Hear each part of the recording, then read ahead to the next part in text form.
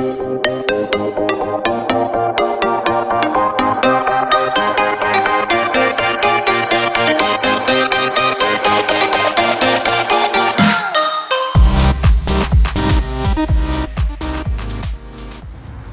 everybody, welcome back to another episode of Get Out and Explore with John. Today's episode is not about this beautiful fountain behind me, nor is it about this cool looking bandshell here in Bushnell Park. We are here in Hartford, Connecticut today to visit the state capitol building of Connecticut. So, I'm going to give you a tour of the grounds and go inside and take a look at some of the beautiful architecture and artifacts that they have inside the building. So hope you come along with me and let's go check out the state capitol of Connecticut.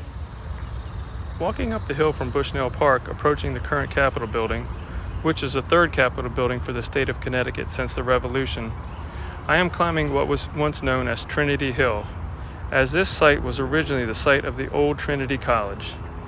It offers more access to the surrounding open spaces than the old State House in downtown Hartford, which was a major part of the decision to relocate the building to this site. And as we will learn later in the video, the Capitol here in Hartford is essentially a memorial to Connecticut's Civil War veterans. Even though when I think of the Civil War, I don't usually think of Connecticut as being a major player in the conflict. The building's design is that of the East Lake style with French and Gothic Revival styled elements. Construction of the Capitol began in 1871 and was completed in 1878. When it opened in 1879, the New York Times described it as a vast mass of white marble, an imposing structure that would dazzle in the New England summer sunlight like a fairy tale palace of frostwork. Its exterior consists of white marble from Canaan, Connecticut, and granite from Westerly, Rhode Island. The building is roughly rectangular, and as you will see, its interior spaces are organized around two open interior courts that run vertically to large skylights. The center is a third circular open rotunda beneath the dome. All of the building's interiors are painted in a multicolored scheme continuing the 1870s East Lake design aesthetics throughout. When Connecticut entered into the Union as the fifth state, there was no designated location for the state capitol, as the state legislature met alternately in Hartford and in New Haven before the American Revolution. In the years when they met in Hartford, the General Assembly met at the old State House building in downtown Hartford, as previously mentioned. After the Civil War, the complications of this plan began to be evident, and both Hartford and New Haven competed to be the sole state capital. Hartford won out, and the new sole state capital needed one central capitol building. So the General Assembly authorized a $1 million project. Two competitors, James Batterson and Richard Upjohn, vied to be awarded the project. Upjohn won, but Batterson, a stone importer and merchant and not an architect, was named the building's contractor. Batterson then continually revised the Upjohn plan to more and more closely resemble his own plan. The central tower, for example, is Batterson's, not Upjohn's. The Batterson's extensive elaboration of Upjohn's plan ended up more than doubling the cost of the building to over $2.5 million. The building's ornately decorated facades display statuary and include several medallions and carved timpana over the doors. The statues are of prominent politicians and social figures important to the state's history, such as the Reverend Thomas Hooker, who is considered the founder of Connecticut. There are 24 niches for sculptures, of which 8 are left empty on purpose for future use.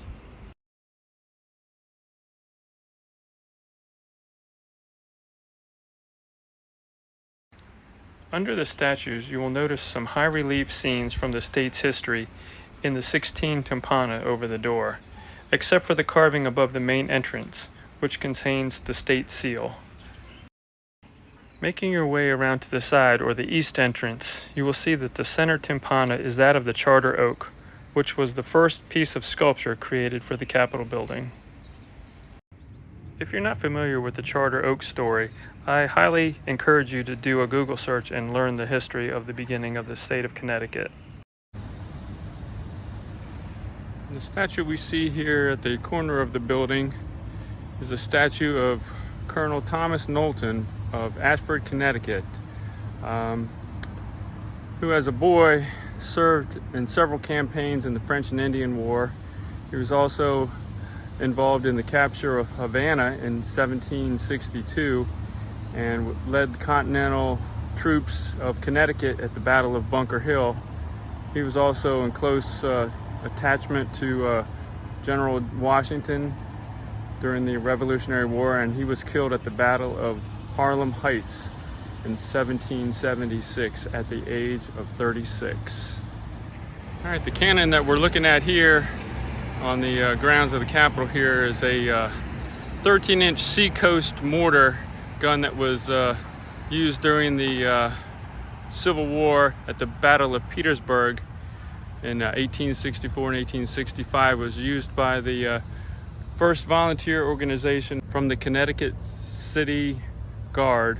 It was mustered for 3 years of service during the Civil War. This was also affectionately known as the Petersburg Express.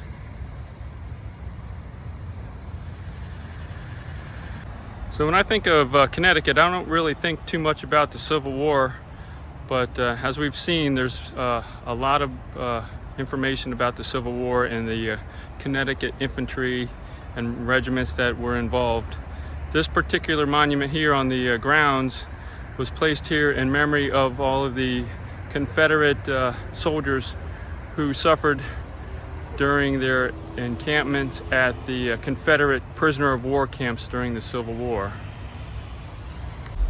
As you can see, the central dome tower has a very distinctive appearance. The dome itself is 32 feet tall and sits on a drum which is 75 feet tall and is capped by a cupola that is an additional 55 feet. All of these elements combined take the tower up to a total of 257 feet. When originally constructed, the dome had a large statue on top named the Genius of Connecticut. The statue was almost 18 feet tall and weighed 3.5 tons. Unfortunately, it had to be taken down after suffering storm damage from the Great Hurricane of 1938. During World War II, the statue was donated to the federal government to be melted down as part of the war effort to make ammunition and machine parts.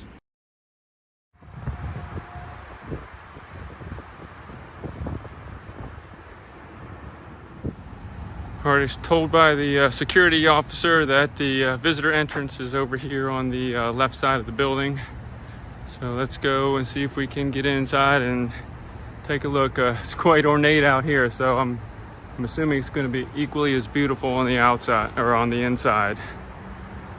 Look at the elements, all the elements of the architecture that they have here. There's quite amazing sculptures on each side of the building. Looks kind of like a French chateau building to me, but technically they're calling it an Eastlake style. I mean, look at the carvings there. I mean, that's just for the railing. It's just very ornate.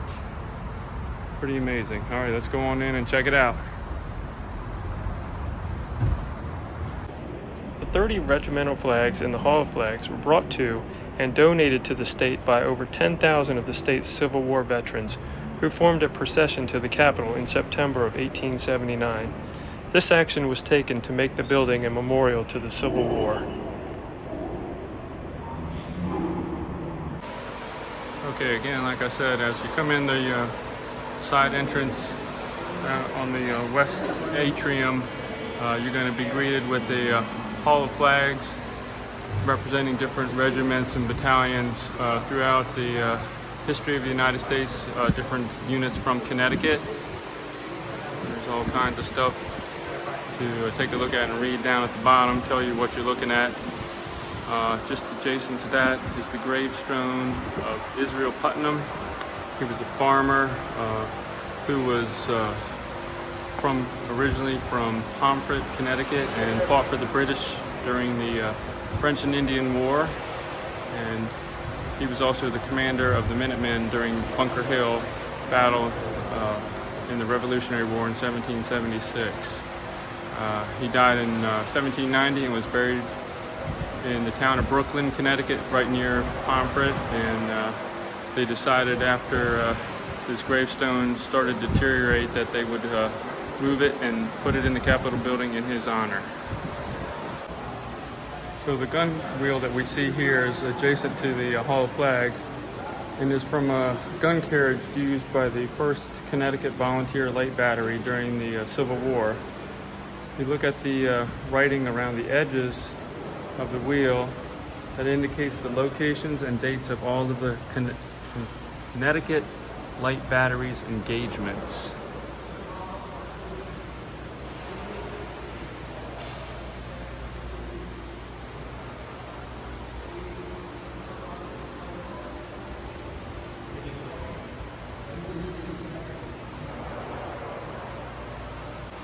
Okay, over in the corner of the Hall of Flags, we see a Hotchkiss revolving cannon designed by Connecticut engineer Benjamin Hotchkiss, who it's named after. He was unable to sell his design to the United States government, so he opened up his own plant near Paris, France, and the gun was sold to the Spanish government and ultimately used against the United States during the Spanish and American War.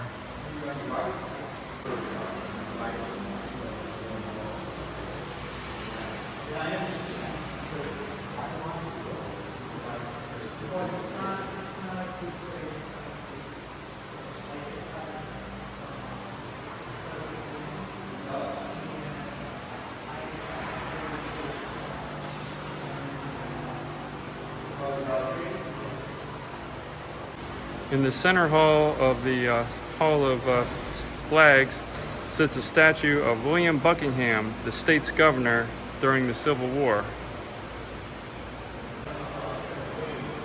Here's another article of interest from an American Revolutionary War hero. This is the camp bed of Marquis de Lafayette.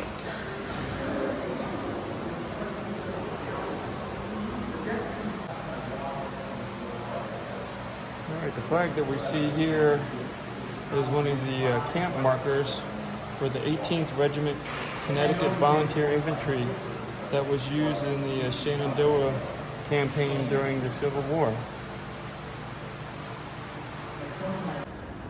Here's a pretty cool artifact from the Civil War. This tree trunk was at the Battle of Chickamauga in September of 1863 on Snodgrass Hill, where most of the bloodiest fighting occurred. There were no Confederate or Connecticut troops that took part in the fighting, but they wanted to bring this here and donate it to show you the horrors of the war. You can see the cannonball stuck in the tree. There's a artillery shell a little bit higher up, and another cannonball in the back here. So it's kind of eerie, but that's a pretty cool artifact that they have here on the first floor next to the Rotunda.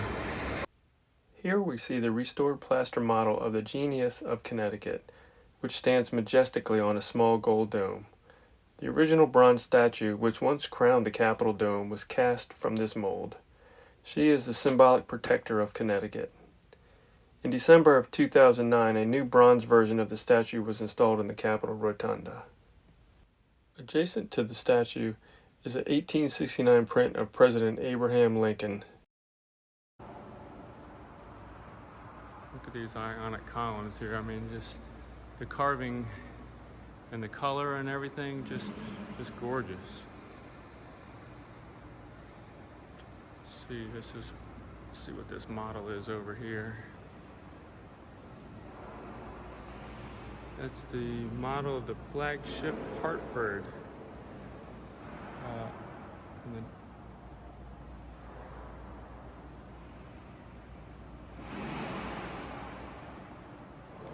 The Hartford was involved in the Battle of Mobile Bay on August 5th, 1864. That's where Admiral Farragut uttered his historic battle cry, "Damn the torpedoes, full speed ahead."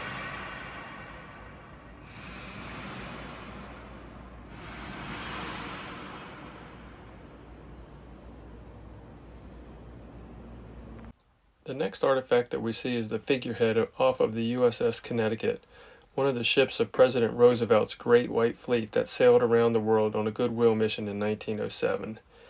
The placement of the arrows pointing up and the eagle's head facing the olive branch symbolizes that the fleet was on a peace mission.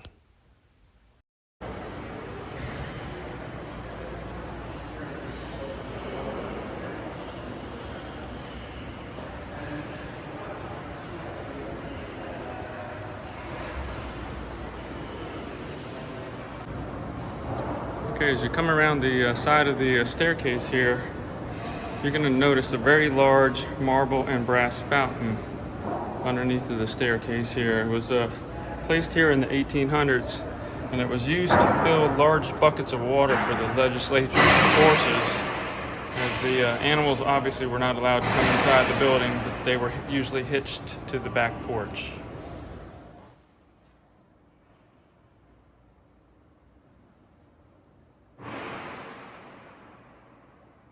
Okay, here's the view from the inside of the front entrance, if you were able to come in the front entrance. Beautiful chandeliers, more ornate carvings, more marble columns.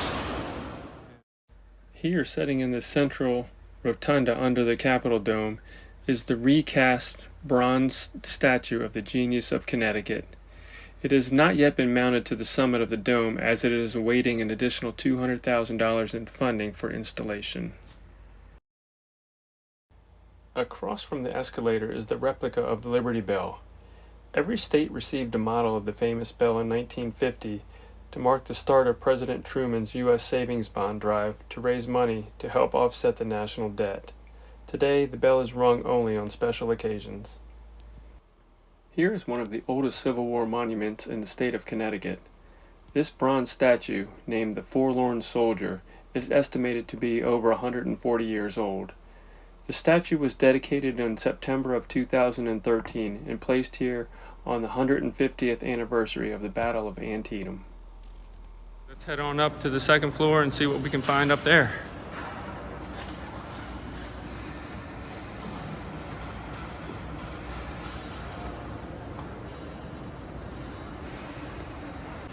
And this is the corridor in front of the House of Representatives chambers. Some more ornate columns and paintings.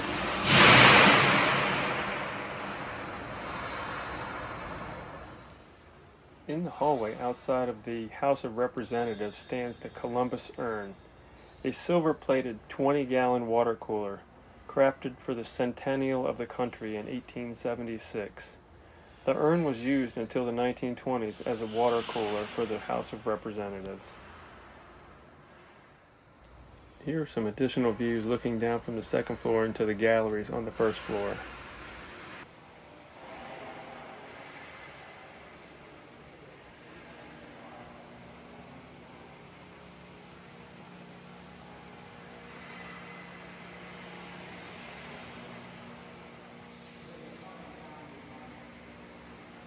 All right, let's head on up to the third floor, see what's up there.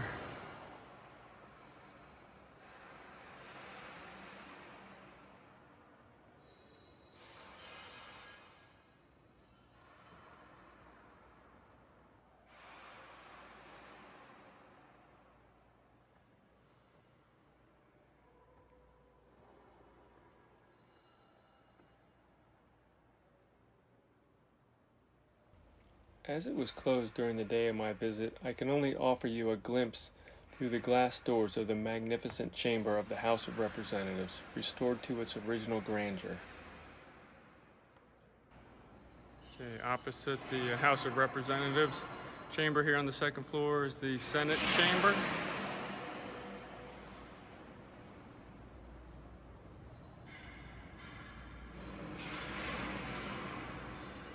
And you can see the gallery seating up there.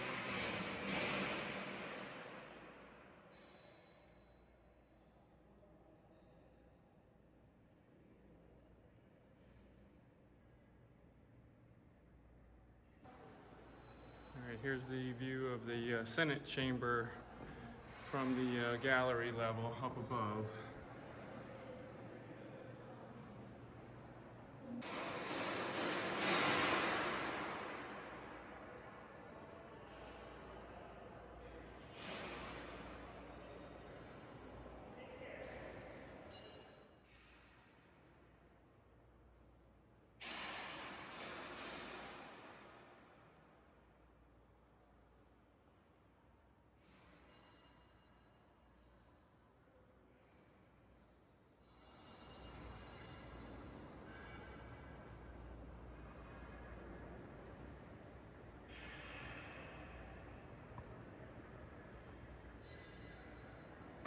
Check this out. I bet you'll never guess what it is from the outside.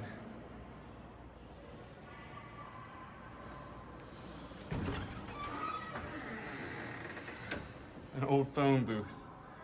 Pretty cool.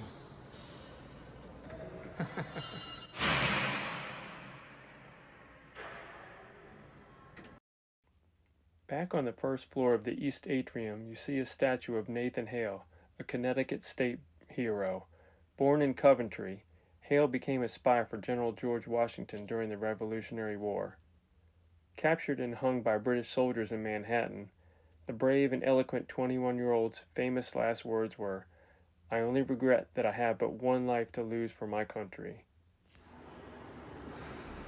And one last look at the statue that will one day sit upon the dome on top of the state capitol here in Hartford, Connecticut.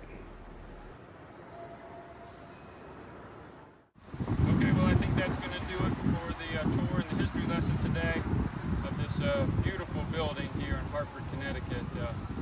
Really impressive. Hopefully you enjoyed the tour and the information that I gave you. If so, please consider subscribing to the channel and give me a thumbs up. If you have anything that you want to add in the comments down below, please do so. Let me know if you want to see more of these types of videos. I think there'll be many more of them coming in the future. But until next time, like I always say, you never know what you're going to see. Get out and explore with John.